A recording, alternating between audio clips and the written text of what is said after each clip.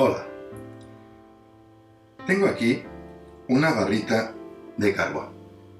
Como todos sabéis, el carbón proviene de la madera, de árboles caídos que han ido quedando bajo tierra, se han ido superponiendo distintas capas y con el paso del tiempo esta madera fosiliza como carbón.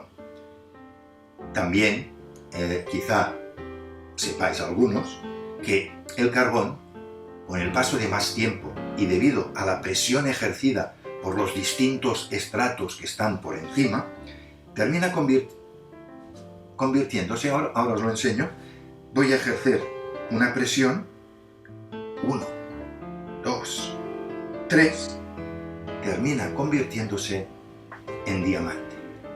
Aquí le he ejercido una presión y aquí, si le ejerzo una presión, también podemos ver que aparece otro diamante. Tenemos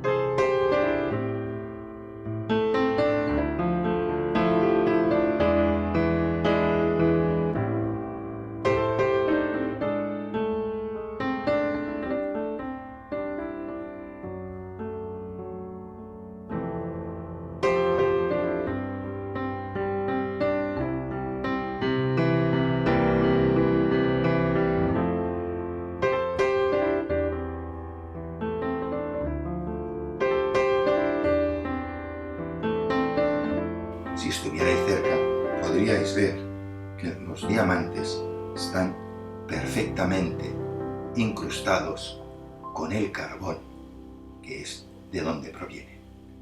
Bonito juego de Dick Zimmerman.